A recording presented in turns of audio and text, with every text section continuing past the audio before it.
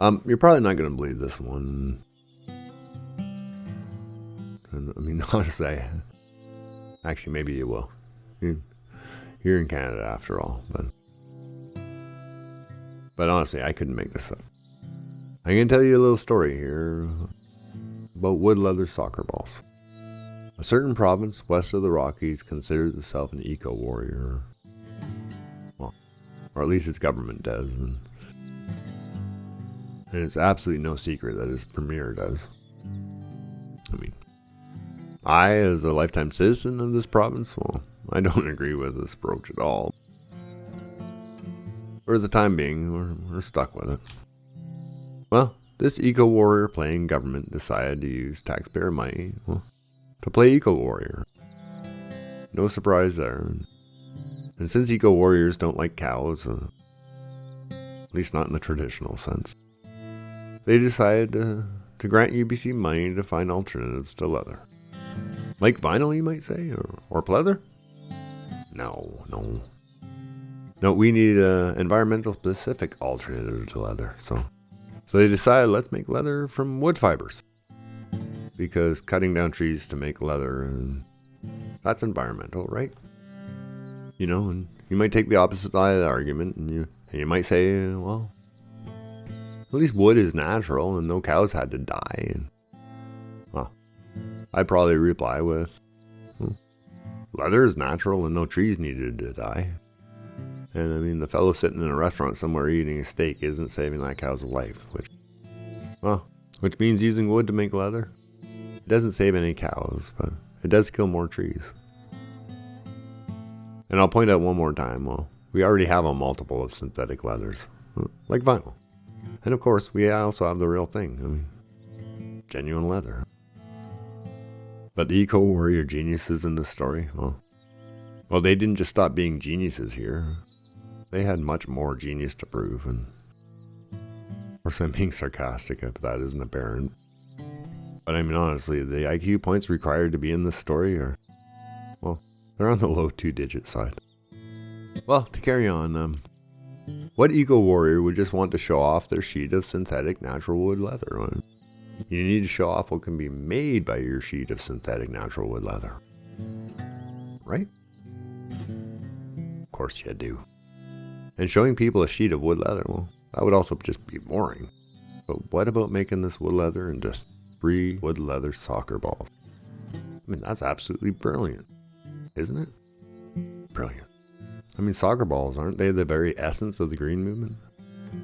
Are they not? I mean, do they not shout out environmentalism? I do guess they're globe-shaped, sort of, anyway.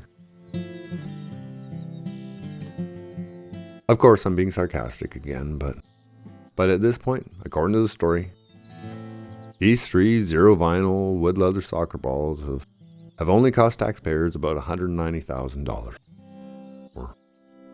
or about $63,000 a piece.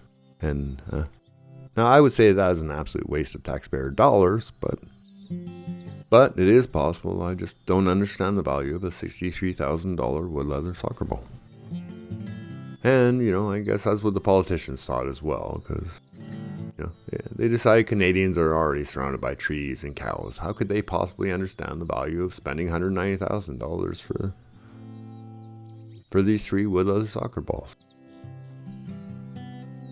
I mean, the politicians, and there were 3 of them as well, they decided they needed to fly to Japan at roughly $7,000 a pop. Why? Well, to show off these $190,000 soccer balls to the Japanese people. I don't think any of our politicians that went there actually spoke Japanese, but they seemed to be under the impression that the Japanese people were very impressed. I mean, why wouldn't the Japanese people be very impressed? What other country? What other eco-warriors other than the leaders of this province would spend $63,000 on a wood leather soccer ball, then decide to order 3 of them, and then fly off to Japan to show them off? I mean, that's massively impressive. I mean, not in a positive way, of course, but massively impressive nonetheless. But wait! You'd think this is the end of the story, right? Nope. Nope, not in Canada. I mean, the company that produced the wood leather from wood pulp, well, they're going out of business. Why? Because wood leather is not a good idea? No. No, it has nothing to do with that whatsoever. It's because of the government regulations in the forestry and wood product industries. And I mean, in other words, the government's eco-warrior policies are keeping the government's eco-warrior inventions from being viable, while at the same time shutting down the companies taking part in their eco-warrior ecosystem. As I mentioned at the beginning of all this, you couldn't make this up. You really couldn't. This is almost one of those, if you don't laugh, you cry things. And, I mean, on top of all that, this is the same province that is building its 4 new ferries in China. That's not at all environmental, or good for the Canadian economy, or good for the Canadian workers, you know. But it's not the government's fault, our government would say. Nope, it's the BC Ferries' fault. Hey, yeah. Anyway. Well, it looks to me like the Canadian eco-warriors were so busy virtue signaling and flying to Japan and staying in many-star hotels that they forgot they were warriors at all, or what they're supposed to be fighting for, or even what country they're supposed to be fighting. As I started off with, you couldn't make this stuff up. If you want all the dirty details, go check this story out at the Canadian Taxpayers Federation. They're the ones that uncovered this unbelievable tale, and thank you to them for doing that. I'll put the link in the description. Now, just before I take off, I didn't want to put this up front and distract from the story, but I care about the environment. I mean, a lot, actually. And I've learned a lot about it because of that. But I also care about humans and our society and our future. And the more I've learned, well, the more I realize that eco-warriors they're much more of a problem than a solution. I mean, they don't seem to ever bother to learn about what they're preaching about. Certainly not both sides. And they run around saying the sky is falling when the vast majority of time it simply isn't.